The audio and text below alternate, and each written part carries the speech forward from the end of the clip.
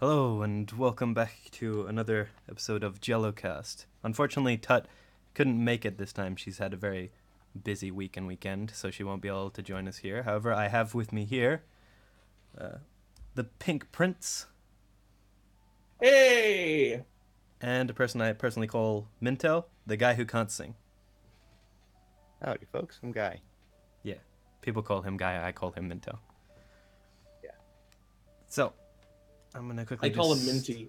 Minty. Yeah, I called him Minty for a while, but it doesn't seem quite right to me for some reason because I called him Minto originally.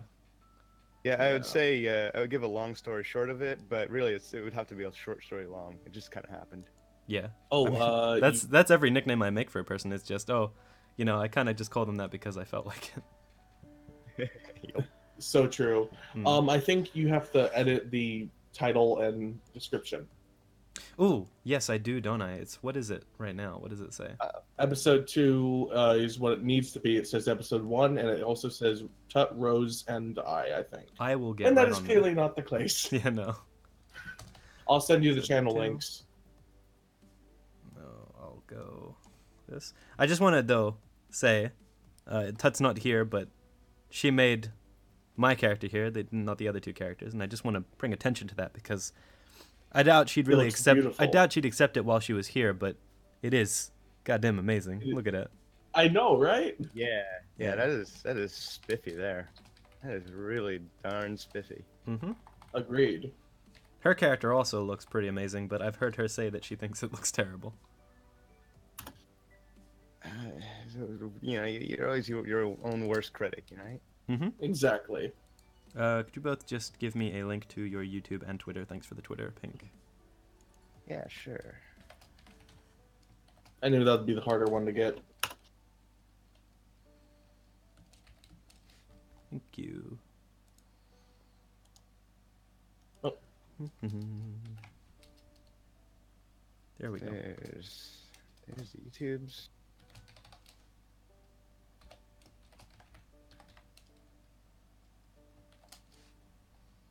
I need your Twitter as well. And Thank there's the Twitters. Thank you so much. Yeah. Very good. Oh, you're very Hey, welcome. there's Robert. Welcome, Robert. Hello, Robert. Tut's not here this time, unfortunately. Do you think I should get mod, or does that come later? I'll do that some other time. I just want to get into this right now. So, Yeah, fair enough. General topics that I have here. The first topic that was brought up by Pink, because we were going to talk about it in private, but then decided since it was like yesterday that we found this topic to talk about it in this instead. And I'm curious about Minto, because I don't know how much experience you have with games in general. What do you have experience with, Minto? Games? Well, I mean, I do a little bit of computer gaming. I actually just, literally today, got my VR set. I got a Vive up and running today. Oh boy, this works great for the topic, I think. Sweet. Yeah, I'm doing the Oculus, and it is so much fun. So It's hard to run though. yeah, the topic that I have written up here was actually just our opinions on VR gear, and I brought that up because me and Pink have drastically different opinions on this topic. Yeah, I actually have a very, I could say plenty about that. I'll leave it at that for now. So Where are we going here? I'll go with turns here. I'd like to fully hear what Pink's opinion is because Yeah. I know that ours is different, but I haven't fully gone into it. So go ahead. Well, Pink. I like our little palette of opinions here because I want to say this first because I have an Oculus, he has a Vive, and you have nothing. Oh yeah, I have nothing, and I'm never going we're to get quite a- anything either. Yeah, quite a diverse culture already. Yeah, I dislike. diversity. Make it clear, I dislike VR stuff very much. Yeah, It I sounds won't like get the you start to a wrong. joke, a Vive, an Oculus, and someone who hates VR walk into a bar, right? Hey. And only the one who hates it Expect- walks out alive. I expect the chat to go somewhere with that. Oh boy. Okay. What I personally think of the Oculus, granted, it is going to be a lot harder to play it for long periods of time because of the face close-upness, and it's just the amount of games that you can play right now that have just blew up, and the amount of them that are free, surprisingly, is just staggering. there's like half the games available are free, and half the experience, almost all of the experiences, which are like movies but in VR, are free as well. So if you want to play a game on the VR for Oculus, I think it would be a better option. If you want to play VR, I would say Oculus is a better bet than the Vive, because I've heard that most of the Steam stuff, because it's all connected to the Steam with the Vive, is really just it's more pay. You have to pay more, and it costs more. Hmm. And I don't really see a difference. I've played both. I don't really see a difference in the controlling. You know, I I'll be honest, I didn't do a whole heck of a lot of research into what I was getting, but I was like, hey, a lot of people are using this, and it looks like it's pretty capable and pretty cool. All right, I'll get it. Just throw money at the Yeah, pretty much. Yeah. I did get a refurb. It was a manufacturer refurb, so I actually got it from HTC, but it was $100 off.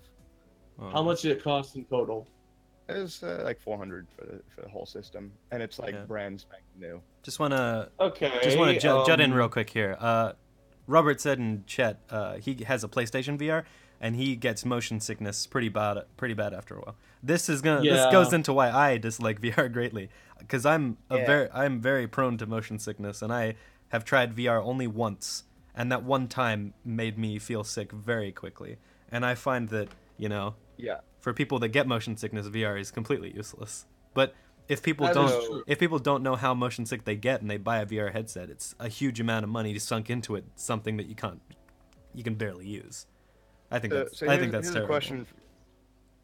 I agree. It's all up to the person. I actually don't know. Dev, do you wear glasses by chance? No, I don't. I used to wear glasses, but I don't anymore. Okay, so your experience with wearing glasses, like when there was a drastic change, either going from not wearing to wearing, or a prescription change or whatever, did you feel kind of weird, a little dizzy when you first changed? No, because I didn't have very bad eyes. I was basically wearing reading. Okay. I was basically wearing reading glasses because I read a lot of books and it was starting to strain my eyes. Yeah, it's sort of like what I have with. It's exactly how I have screen glasses, because I watch a lot of TV and look at a lot of screens. So I have these glasses. The thing is, types of glasses aside, it's a thing that I've heard from a few people is when they have a large change in prescription or start new glasses or etc. They sometimes they actually get a little bit of motion sickness just because they're not used to looking through this. It hurts your eye, maybe it just hurts your eyes, Yeah. But the thing with VR is, I'm actually prone to motion sickness, but when I first put on a headset, I went about 5 minutes and I was like, I'm done. I need to take a break. Yeah, it's like beer. I started learning. I started learning. Okay, I got to work my way into this a little bit. I got to take some time. So I just got it hooked up with my new video card today, but I've been running it with my old video card. The image was more choppy. It was actually worse for motion sickness. But the thing is it's gonna take time to adapt. But once you do, I think it's pretty awesome. Right now I agree. I'm up to about a half hour, 45 minutes of straight play. I'm already at 2 hours. The issue that I have with that kind of stuff, though, is that I've had motion sickness all my life, regardless of whether I've had to wear glasses or not. Motion sickness has always been a pretty prevalent issue to me, and with the VR headset, I can't imagine getting used to something like that, because I have been riding in cars for all my life, and I still get sick to my stomach after about 5 minutes. It is definitely a very different experience, motion sickness wise, than riding in cars. Yeah. It's probably much worse. Very drastically different. Yeah. Robert just said it's like you're on a boat while believing you're on a plane. That I could never get used to that. I really don't think I could. Yeah. The thing is you're in a car. You have points of reference that are moving against each other. Oh yeah. That is often what causes the car sickness. Is you have the inside of the car, which is stationary, and you have the outside of the car, which is moving. With VR, you have everything moves as you move. Yeah, no, Basically, but it's more about the feeling that you get, and the feeling that I have. I have Yeah. a very good lock on, my movement, the movement of my body, not just of my head. If Oh, yeah. if I'm looking at something and everything's moving and I'm seeing it move, and then in real life I know I'm sitting in a chair and I can feel my entire body sitting in a chair or standing up in a room, everything gets super wobbly and awful for me, and I can't deal with that. I really can't. Oh yeah, no, I couldn't. I don't think I could do VR right now, sitting down. Yeah. I have to be standing, looking around, and when I actually start walking, I have to like move my feet. It's weird. Yeah, Like I have that's to a feel like common I'm symptom. moving. It's a strange feeling.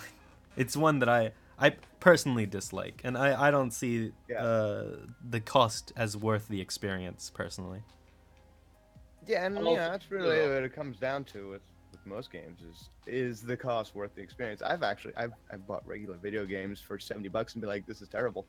Yeah, no, That was okay. more waste of money.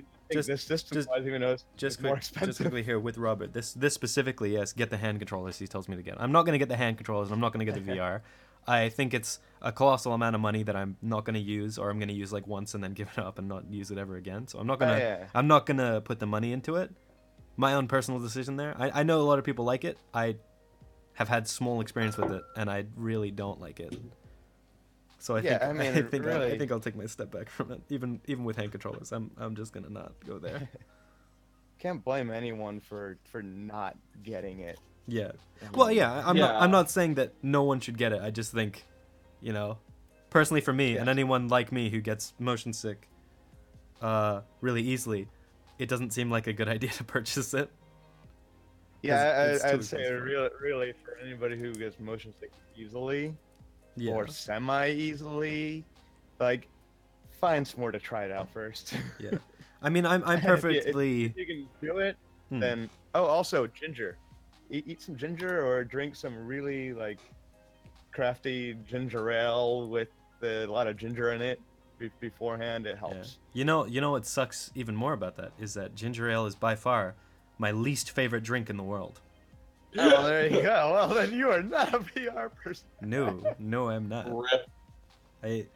I once Honestly, did though. this little bet with myself that if I couldn't do something that I really had to do for school, that I'd bought a bunch of like ginger beer and I said, I hate this stuff. This is the worst, most disgusting thing in the world. If I don't do this, I will have to drink 4 bottles of it in a row.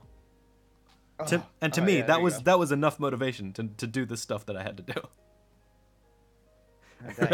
I really hate ginger beer, man. Oh, hey, Michael. Yeah.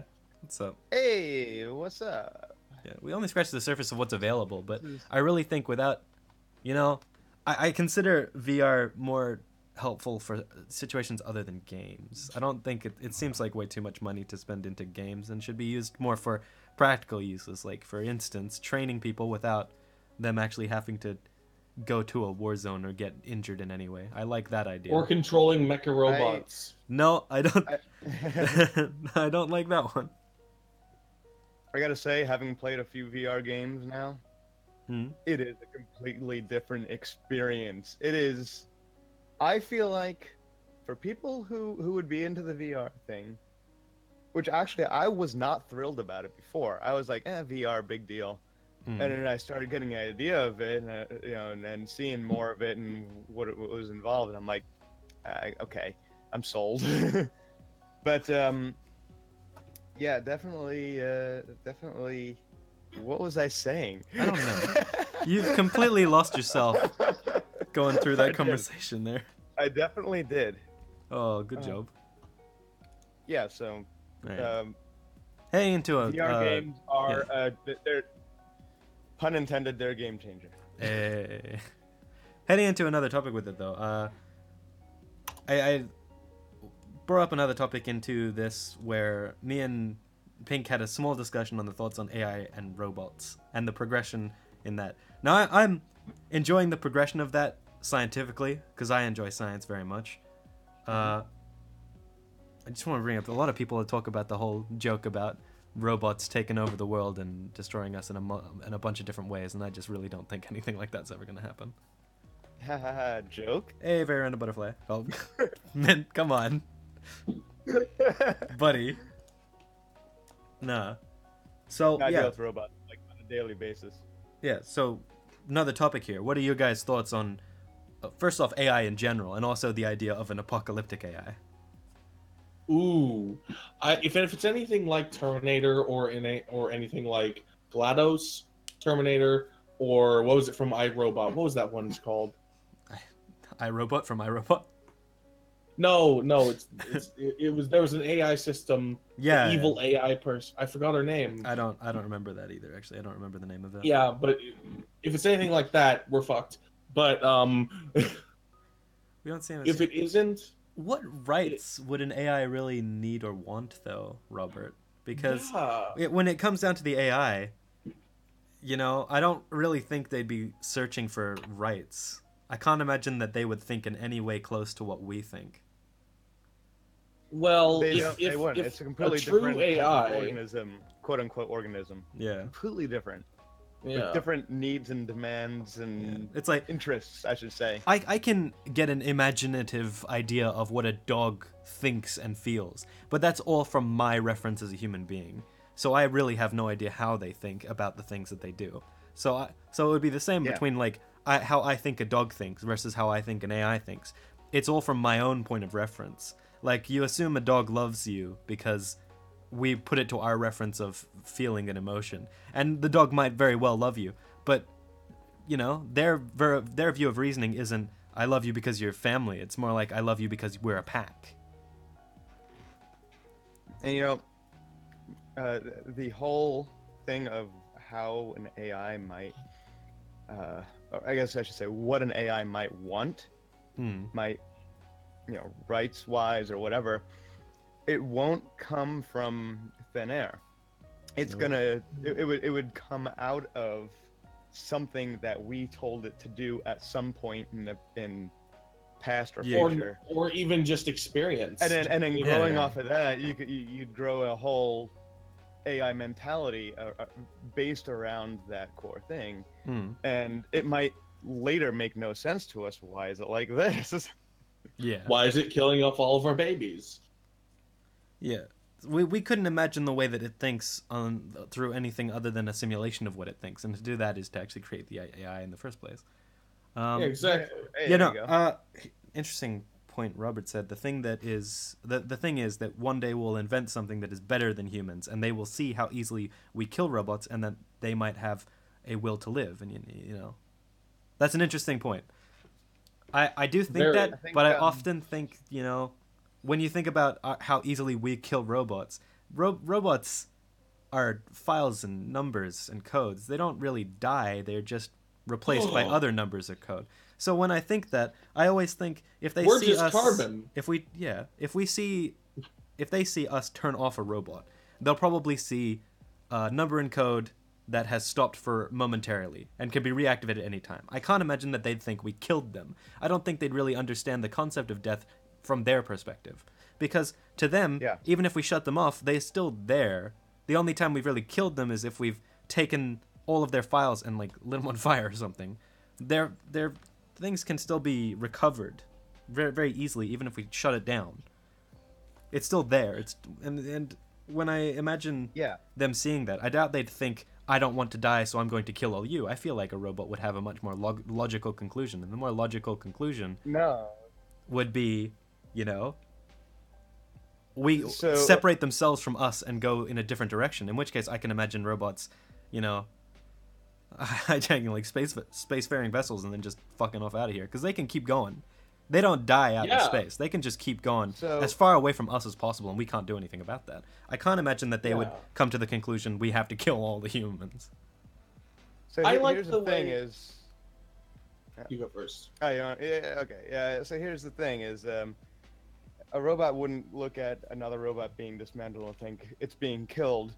They would think, more likely, if you had an AI that was intelligent enough, it would think, oh, that robot is being used for this process, and by dismantling it, they're actually making this process less efficient. They made a poor decision.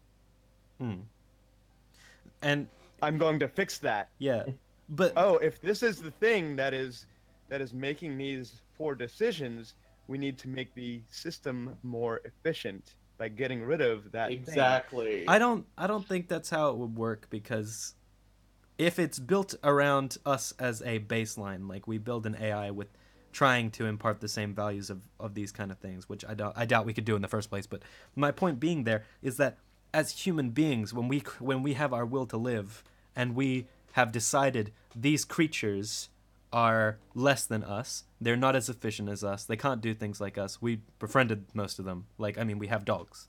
We thought, dogs are pretty efficient in the way they do things, but we're better because we can work together and create a society. And so instead of killing all the dogs because they're not as efficient as us, we decided, let's be friends with them. Let's put them in our house, and then let's do some weird shit with them. Oh, please no. No, that's crossbreeding and stuff. How we made specific breeds of dogs. I did not mean what you thought. That's weird. You're weird. Pinky. God. You said weird stuff. You said weird stuff. I'm sorry. You are heading towards the death of humans. Actually, it makes mistakes and needs to get better, it. and always the AI says before it kills a lot of humans. Yeah, I don't know, because I feel like it's a difficult topic, because this is all my opinionated of it, but I can't deny that your ideas here are validated as well. I can't imagine it myself, but I can see why people believe that might be something that happens. Yeah. But I could see a scenario where we kind of become the robot's pets, but we may not know it. Yeah. We may not know it at all. In fact, it's something like that is closer than we even think, because I mean, obviously we're still doing and thinking as we do. Yeah. But when you have most of the cars on the road using, let's say, Google, let's just bring up Google Maps. It is literally the AI deciding how to route traffic. That would be a minor It is way. deciding how to route traffic based on each individual vehicle, and it's being like, okay, I'm going to give you this route, I'm going to give you this route, and then maybe enough go that way, it decides, let's send some over this way because traffic there is getting built up and blah blah blah. We're already being controlled by robots in some manner, just not in an invasive way. Yeah, that's what I always thought. It's like, if they really wanted to obliterate humans, bring us to extinction, I really doubt that they'd go off with like killer robots just shooting people and killing people. I imagine they'd go the slow path, because robots don't have to worry about how quickly things happen. They have an eternity. They'd probably just continue the way they are. I mean, if you guys seen a lot of videos about the progress of robots in the ideas of work industries, how eventually we, like, as humans, probably won't have that much more to do. The traveling industry, the transport industry, using robots, self-driving cars, that kind of stuff. It's far in the future in my eyes. I don't think it's going to be completely viable for a while. But they don't have to be... I'm taking this as a quote, but I don't remember who the quote is from. I think it was CGP Grey. But like, the robots don't need to be perfect. They just need to be better than us. Exactly. Yeah, so The moment they're better than us, we kind of slow down. We probably have less things to do. There's more things like economic goes a little bit downwards. People have less jobs because there's less stuff to do, because it's taken over by other things. I imagine eventually human extinction would be brought on by just the lack of interaction between multiple humans. It's when the community turns into individuals. I mean, personally, I've not always been a big guy on community, but I recently did a couple of things with my community that made me understand a bit more about what community really means in a group. I find community, where I am at least, is actually much more lacking than I originally thought. A lot of people do stuff, but it's all the older people. The people in my generation don't leave the house as much anymore. And I can imagine a lot of them think, let's not have children.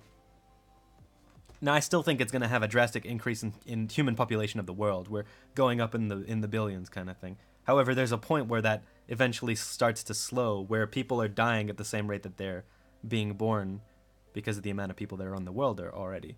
And which, yeah, realistically, that may not be a bad thing. No, it's a good thing because it means we start to use resources less and less. Unfortunately, we've already used a bulk of resources, so the change could have happened a long time ago and we'd be fine. But nowadays, I think, it's Elon Musk is the right idea. Let's just leave this planet behind. Yep. Speaking of that, I have a topic idea. You know how you mentioned the robots going into space? Yep. What if like our race, like sometime like in the next 20 something years, when do you think that would happen? Like us colonizing like Mars or something? Colonizing Mars is much closer than other things. I would say it still would be a long time until then, because we have to get people on Mars. We have to actually create an atmosphere, which is really hard unless you want to just nuke the planet, and then wait about, a few hundred years. I think realistically, a Mars base, not necessarily an atmosphere, but a Mars, I guess, bubble community type of idea. Yeah, a bubble community could work for short term, but we need to work long term, Because Mars is it actually is pretty rich in a lot of things. One of which things is oxygen. It's just there's not a whole lot of atmosphere. One second actually. I want to talk about this because this is something I've talked with a few people and I just like the subject. But nuke the planet. Robert has put in all caps here. When I say planet, I mean Mars, not Earth. But just a quick query to you, Robert. Do you understand what I mean when I say the easiest way to make it inhabitable is by nuking it? And give it a second to respond. Do you guys understand what I mean as well? I don't know if you do. I figure something to melt the ice. It's not create just vapor. Yeah, water vapor. If you nuke the planet, and I mean like all of the planet at once, Mars, then you create an atmosphere through the amount of heat. The heat gets a shield that traps it in and creates an atmosphere on the outside of the planet. Once that happens, we have to wait for all the radiation to die down, which is going to take a real fucking long time since we just created an atmosphere for it. But eventually, when it does happen, it'll be just as inhabitable as Earth is right now. Exactly. And if you wanted to, wouldn't there be a way to speed up the nuclear cooling, I guess? No, there is actually no way for us to do that, considering we wouldn't be able to go to the planet in the first place. It would be like, for a good understanding, if we nuke the whole planet really, really good in like Mars, we'd probably be able to go to Mars probably a few hundred years after we're able to go to Chernobyl.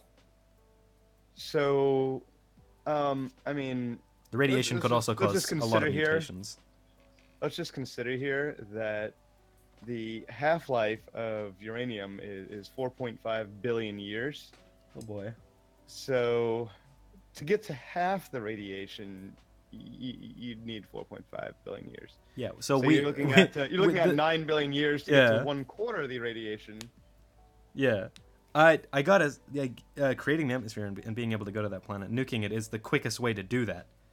Like surrounding the entire planet in just nuclear explosions. Now, that's not to say that we might have future methods of reducing radiation.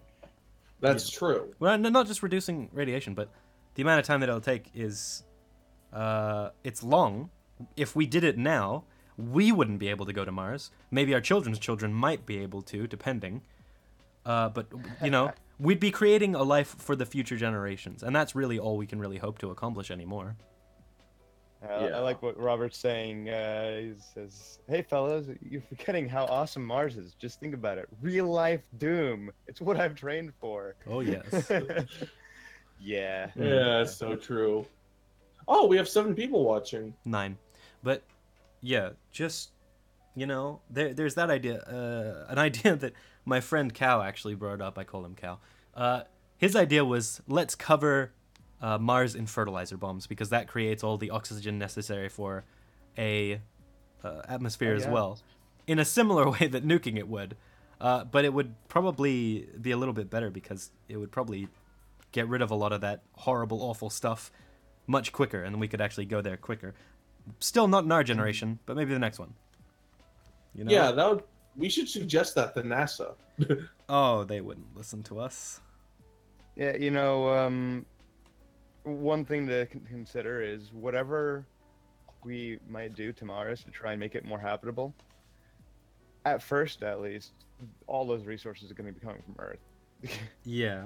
So yeah, I mean. So we'd be taking a lot of. It takes a lot of resources to do it. Yeah. We'd be draining Earth of a great amount of resources. What if But we it tried might be to worth do it. that to the moon or a meteor? Well, the moon is just not viable because, the amount of gravity that we have on the moon would probably atrophy our bones and muscular tissue a lot. And we'd never be able to return to Earth unless we did, all the exercise that you have to do to make sure that you can actually stand the gravity on Earth once you get back. But, the moon, I don't think is a viable option just because of how small it is. And the lack of any water on the moon as well. The fact that it's just a big hunk of Earth. What if we made what if we found a middle-sized planet, not as big as Mars, but not as small as the moon? What do you mean? I think you're starting to look outside of our solar system here. Yeah. Goddamn, Robert. I mean, there's places in our solar system that we could colonize. I mean, that's the whole point of Mars to us. Yeah, but if you say that it would take too much effort, or it would it wouldn't take too much effort. It would take too much effort to create an atmosphere right now, and we're not going to do that. Most people are just planning on make a big colony, plant trees, hope they grow. That'll make the oxygen for an atmosphere. Whoop-de-doo. That in itself, that means people would be able to go to Mars and live there in their little bubble enclosure until they'd grown enough trees there, which won't happen in one generation. It'll take like maybe 5, but we'll be there. We'll actually be on the planet. Oh yeah, I imagine like large-scale cultivation in harsh environments is the thing we'd be able to figure out. Yeah, human beings surviving in harsh environments happens all the time. This is just a particularly distant harsh environment. Yeah. It's more difficult to get to. Once you've got there, it's whatever. And Commentator was saying literally Pluto. The one problem with Pluto is way too cold. It's really cold. Really, really cold. So cold, in fact, that we can't warm it up. The ice there is not even water ice. Yeah, when we're trying to colonize ice. when we're trying to colonize a planet, it's best to put it in the Goldilocks zone. Just sit with Goldilocks zone planets, and you'll probably be fine. You know, most people should know Goldilocks zones for solar systems. It's the place where water is liquid around the solar system. Yeah, it's the place where the best porridge is. Yeah, it's not too hot. It's not too cold. It's just right. Yeah, hence the name Goldilocks. Yeah. I think it's pretty cool how many the idea, finding. Yeah, the idea of advancements that allow for space travel. I find the conversations people have about the advancements for space travel a bit tedious because people often consider the ideas of like moving to places really quickly, but we'll never move to places really quickly. In our entire lifetime, the best we could possibly imagine, which is still, quite nearly, I mean, theoretically in my head and in most people's heads, the fastest you could go is the speed of light, and if you're a human being, you're dead at the speed of light. You're dead well before the speed of light, even if you're traveling in a vessel, because the only way for you to travel at the speed of light is to have zero mass, so you would die. That's my viewpoint of it. That's the fastest we could go, and then like one of the nearest habitable planets is like 1,000 light years away, which means it'd take us 1,000 years moving at the speed of light to get there. That we can't live that long. And people talk about freezing people. That's just ridiculous. You can't freeze a human body. We just have frostbite the moment you freeze us, and then we die. Yeah. People that are let's go travel to some habitable planet way, way far away. You won't be able to survive the trip. It's not happening. What about comatosing people? What about what? What about comatosing people and have an automated journey? Okay, so that's on the idea that a comatose person would still survive that trip. If you're in a coma, you still age. Your body still deteriorates. well, like I'm not saying with like a Mm. I'm not saying what if you had like a some way to like make a comatose machine that also would keep your body In preserved. preserved condition. You're basically talking about a stasis type of Yeah. Exactly. device. Stasis technology, uh, in my opinion, is quite impossible. I think it's It, possible to create things where we can slow a yeah, bit. no, you can follow it. You could never stop it. There's no But way you I could couldn't believe stop it. that. The Oh moment no, you I'm not saying stop it, stop. I just like it's slow yeah, enough to just Mm, like get yeah. there without dying. yeah. Rage We're not Scholar, gonna go uh, 1,000 years, I don't think. yeah. Rage Scholar just brought up an interesting counterpoint to me. He said, scientific advancement has only really been fast paced for the past few centuries. We don't know how far science can take us, especially since tech gets better continuously. And Mhm. yeah, no, I absolutely agree with that. One second, I'm just Oh gonna. yeah, we're going on an exponential curve. We're on the exponential growth of Yeah, science curve yeah, yeah. right now. I will say that's absolutely true, and everything that I say in like maybe 100 years, maybe 40 years, could be disproved by some kind of huge advancement made.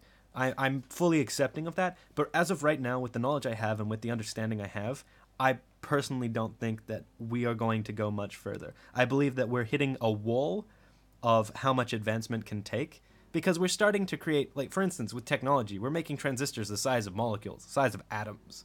We're getting a Oh yeah, bit too small to work at this point. It works differently from every other kind of technology. yeah, I can and accept now that we're like, we'll hit yeah. we'll hit a wall because the moment we can't make it any smaller than that, then how are we supposed to improve it any more than that? Really? Well, that's actually being worked on. That's the quark computing, Yeah, quantum computing. that's what I mean. Once you hit the like quarks are the fundamental pieces there. You can't really get any smaller than a quark as far as we know. We don't even Yeah, but know. We don't even once have anything to see that's yeah. quarks. We just know what quarks influence, and that's how we know that they even exist.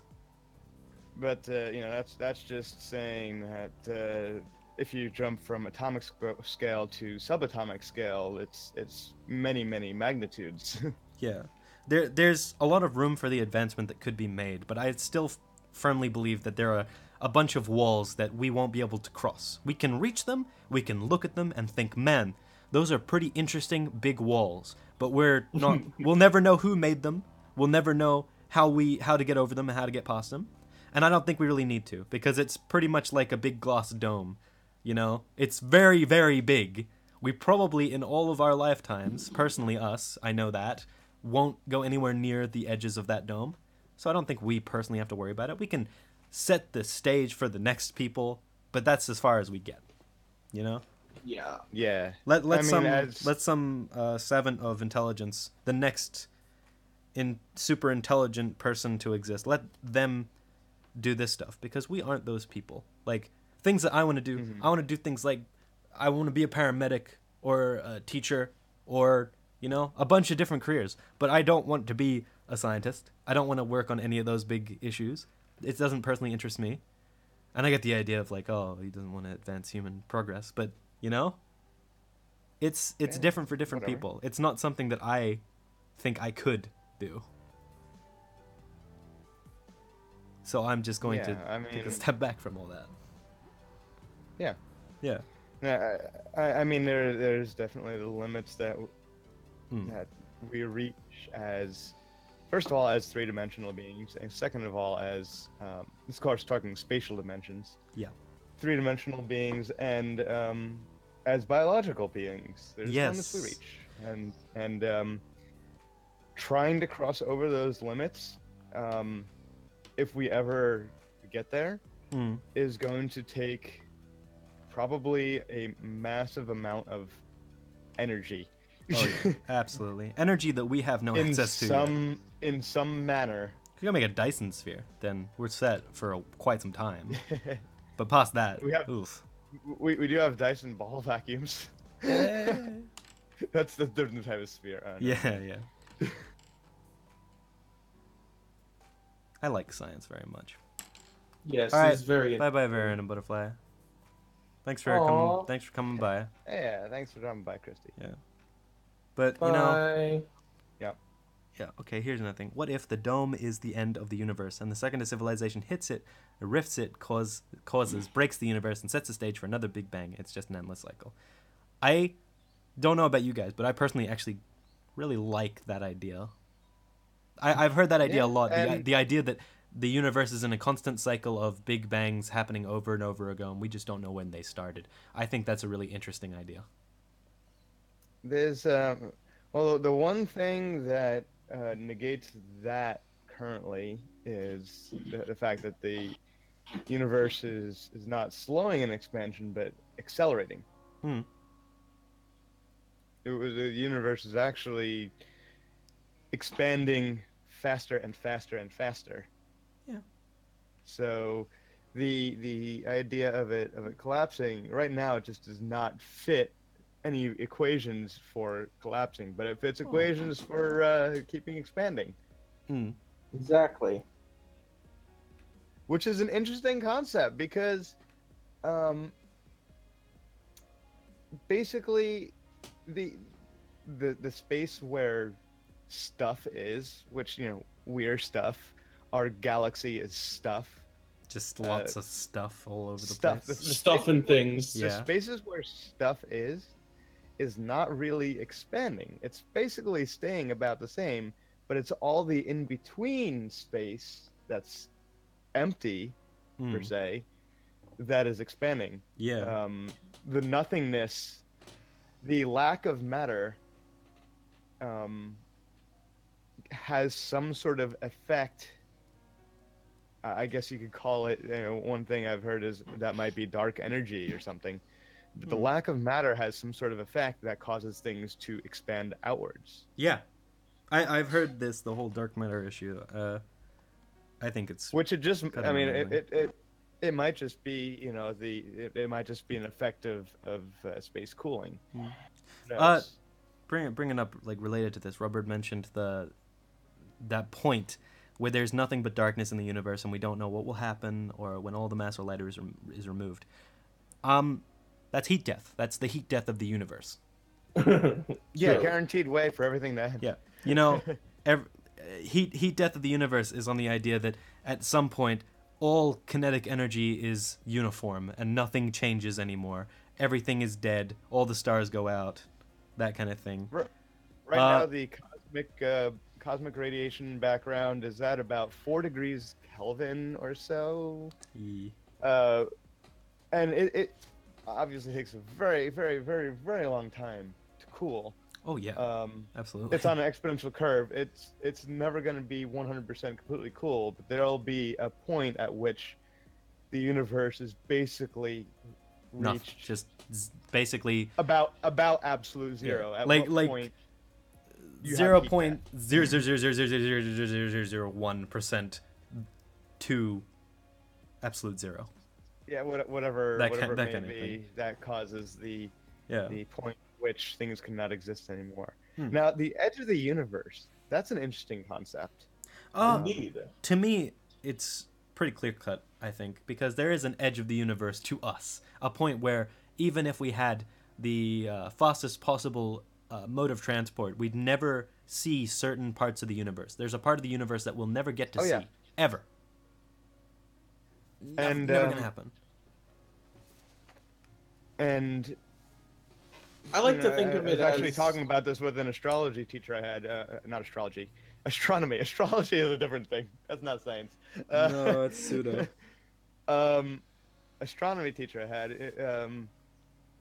This one student in the class, he brought up the question, and he's like, well, what's beyond the edge of the universe? And I really liked how the teacher answered it. He drew an hourglass on the chalkboard. He's like, okay, everything in the top of the hourglass is the future, and everything in the bottom of the hourglass is the past. And he circles the point at which everything's funneling through, and he's like, this is the present. And then he goes off to the side on a blank area of chalkboard and circles an area over there and says, what's that? Ooh, I like that. I like that very And much. he says that that is what we call absolute elsewhere. absolute elsewhere. I I love it. like that term. That's a really nice term. Absolute elsewhere. Absolute elsewhere. there's a I lot. mean- Yeah, there's a lot of this. There's a lot of things to think about. A lot of things that you can discuss with this. Really, Oh a yeah, lot of oh yeah. information. Yeah. And that's something I don't think we'll ever actually know. No, it isn't. At Certainly. Yeah. any point in any kind of human existence, I don't think we'll ever know what this quote unquote absolute elsewhere is. But it's a really neat concept. Oh, absolutely. It's worth thinking about, even if we're never gonna experience it. Yeah. So true. So true. But Oh my the gosh, it's almost like it almost sounds romantic, like absolute elsewhere. absolute elsewhere. That would be a cool book title. Put it there. Absolute elsewhere, by guy who can't sing, and his one astronomy teacher. Yeah, there you go. There you go. He was also an anime fan. He literally Anime wore his anime Naruto fan headband. astronomy teacher. Yeah, he was like 65 years old, and he's like doing a demonstration on force, wearing his Naruto headband, and like doing all the hand signals and then poking a chair. He's Oh, like, I just fantastic. exerted force on that chair. I'm like, oh my gosh, is this for real? Is this real life? Is this real life? I The student he enjoy. used in his example of like talking about motion and energy, he's like, yeah, so our student's name is Sasuke, Uchihara Sasuke. I'm like, oh my gosh. My teacher is a weeb. This is great. Is it Uchiha or Uchihara? Uchihara, whatever. Yeah, Uchiha. Sorry. It's Uchiha. Take a step away from the Naruto. It's been like 8-10 years, whatever, since I watched that show. I will give you a pass. Thank you. Oh, Thank you man. for the correction. Please, may I have another? No. Nice. Okay. Okay, I think just to mention that with Robert, imagine the terror the humans will feel if we find the end. I think we'll be long dead before that. I think by the time the world has reached, before it's even gotten close to a absolute zero heat death scenario, the sun will have stopped turning enough to, boil everyone on one side and freeze everyone on the other side. So.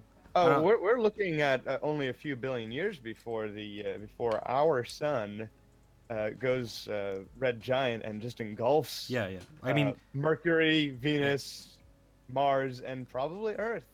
even at a point where we've existed long enough to reach a point where heat death is a real scenario, I imagine most humans will already be mostly dead. When Dragon Ball Z ends, the universe will end. Robert's personal theory. Well, that's pretty darn soon. I don't know. About But that. if we do reach the end, we have to fight the Ender Dragon now. So Oh boy, be prepared. Oh no. a Minecraft reference. Wasn't expecting that one. Oh, sorry, I played that for like 6 years. You got me there, Minto. Oof. Oh boy. Hey, at least I'm not playing, friggin' RuneScape, Maz. RuneScape is good. What are you on about, buddy? Don't even say that to me. That was my fucking shit, man. I would not agree with that because I don't like See, MMOs. Ugh. I just imagine at VidCon now, you and Maz just like sitting around playing RuneScape together. Oh boy. Wait, are we gonna talk about that or Play is- fucking. Go with OG RuneScape, not that crappy shit they've made now. The original RuneScape. Okay, yeah. See, I played the OG RuneScape like back in 2000. Yeah, same. Man, I one or something. Play the OG RuneScape, where if you bought membership, you actually had it forever until they decided, nah, we want monthly payments. Are they doing monthly payments now? Heck, I haven't played it. No, in, like, it's monthly. I You have, lost my- you have to pay. I lost my pass. Yeah, you pay per month for membership now. But back when I first started playing RuneScape, it was once you buy membership, you've got membership. And I had it for like a year before Yeah. they decided, hey, no, let's go monthly. Don't quote me on this because my memory is Dang. god awful. That's what I remember. Ditto. You know, I played the old RuneScape. Like it might even be like old RuneScape by Ooh, now. super old, I'm talking yeah. like 2001, 2002. Talking like Um, when membership I'm only I'm granted sorry you for like those who. an extra maybe 100 quests. Yeah, I'm sorry for anyone who may have been born after that point. Oh boy. I'm old, but I learned something very valuable from that game. Actually, How this is to very. train your I have a very dragon. personal relationship with RuneScape, from my past experiences. Is I was doing good. I was leveling up. I was getting a pretty good character going, and I started getting to be like a super power gamer with it, and I was Power like, "Ah, I gaming. have to make this more efficient. I have to make that more efficient, and it got to the point where I was actually running auto miners like when I was in the Rob. bathroom. Sorry, sorry. Robert just said, "Hey Dev, your taste is shit. Everybody knows that reboots are the best thing ever." Miss me with that old school shit. Oh man. God damn it. Then at a certain point, I just stopped and I took a step back and I looked at what I was doing. And I was like, I am not having fun playing this. Oh boy. Hey, Otter boy. And Hope you get good so sleep then. hey, what's up, Otterboy? Mm. But yeah, so RuneScape taught me a very valuable thing is if you're not having fun with a game, stop playing it. Exactly. That's a great lesson that a lot of people seem to Oh, neglect yeah. these days. Right? Gotta play it until I Yeah. want to kill every person I've ever played with. I gotta take my controller and throw it into my screen and break everything. Let's not I mean, become unless you're Jiggly doing it for Panda. views on a stream, calm yourself. Yeah. Remember Overwatch? Remember when that wasn't toxic? Remember Overwatch. Remember when it wasn't toxic? I wouldn't know. I've never really experienced any of the toxicity of Overwatch. Oh, well. Okay, back when it was before like the Sombra update and like when the first competitive stuff was announced, that's when stuff got pretty. When competitive was first announced, it was just like everyone was yelling Oh boy. because like no one knew about Discord and how awesome it is. It used to be really bad. Because yeah, instead of yelling in their Discord chats, they decided to yell where everyone could hear them. Call of Duty 2. Oh, Robert. No. That sounds just awful. Well, there is a Call of Duty 2. Yeah, I know, but It's Call of Duty is one of the first games, man. Man, yeah, I remember. It was actually pretty I remember. decent. I have it. Well, yeah, I won't say it's bad, but Oh man. like, go straight into like War Army games, man. Why you gotta play the more childlike wonder games? Crash Bandicoot, Spyro, Jack and Daxter was my fucking game, dude. Jack and Daxter Oh, and Kingdom man. Hearts. Oh, Good stuff. Good Remember the Crash Bandicoot game with the monsters of like the mutated with the monsters, like every Crash Bandicoot game. Shut it. You know what I mean? The Yeah, one yeah. where you can take control of all those beasts. Yeah, I saw that one. I didn't play that one though. I loved it. That was the Yeah. only one I ever wanted to play because it was so much fun. GTA So- and COD. Loving Dude, how violent you enjoy your violent games. I always Remember went for when- childlike when- games. Rage Mod was all over the Rage YouTube. Scholar was saying that moment when you're in the game, just staring at the screen, your character doing nothing and being like, "What now?" Basically, the moment you start playing EVE Online. Welcome to EVE Online. What now? Honestly, I played that for about a half year, a little more than a half year, and its learning curve is Club Penguin. like an inverted cliff that you have to climb before you can do anything. Oh boy. Which created a very interesting scenario where anybody who was there to just like troll or cause trouble, I mean, they didn't want to get over that hurdle. So you ended up with EVE Online basically by its crazy steep learning curve. It filtered out all of the people who were like trolls or light gamers, and it basically left a gigantic, pretty hardcore community. It was actually pretty neat, the effect it had. Yeah, there's an interesting pretty effect that interesting. they can get there. Yeah. However, I think alienating that much of your target audience probably isn't the best. Well, then I guess that wasn't their Probably target. not. I mean, honestly, it could have been a little bit easier to start out. Then again, I played it like 10 years ago, so Oh, I'm sure it's fair. changed a lot by now. I know it's changed a lot by now. Remember Club Penguin when that was a thing? I think I'd like to. Oh, I man. think I I'd like never to played it. forget that actually. So there's one big reason that I will not go play Club Penguin is because I think it would be just too awkward. Because You know, the servers shut down at least a couple, like half of 6 Yeah. months ago. Club Penguin's oh yeah, basically dead. okay, Now. so it's not even alive anymore. But even when I heard about it, major reason why I would not go and play it was there's a lot of very young people on it, Ooh. and I am not a very young person. And Yeah. I'm like, that is it. I don't mind interacting with like, some younger people, but if it's like gonna be all other kids entirely, talking like early teen and whatnot, and then there's me like more than twice the age, it's like, okay, this is getting to the point of being really weird. No, not gonna go there. Totally. Let's take a step back from all that kind of stuff, man. So at the end Yeah, of this, since we're getting to the end, Yep. can we talk Especially about... since I have a white van, right? No, Yeah. let's I was let's gonna not mention that. let's not get this out of here, man. Keep it close. I ain't done nothing wrong, buddy. Nothing wrong. Nope. Yeah. Hey, Dev. Just quick gotta question. deter the. If it's specific to me and like personal stuff, type it. I prefer not to have a record. Fine. Thank you. Can I... People may not realize, but hey, hold. Wait a minute. You're saying it out loud while you're typing it. Yep. Don't do that. No. I'm just kidding. I'm not. Okay.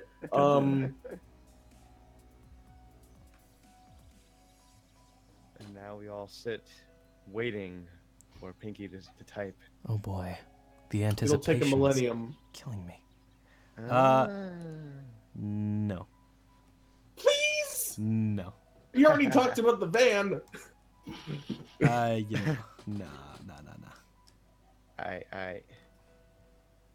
I'm gonna do it anyways. No, don't. Come on. I will immediately leave call and no one will hear you. Darn it. Oh. Okay, We're fine. keeping this. This is something that will not be talked about until like only a couple weeks prior, and they'll know about it then. Okay, now I have a good idea of what they're talking about. Is that everyone was there thinking? Has anyone good idea what they're talking about? How about shut your face, Pink? Goddamn.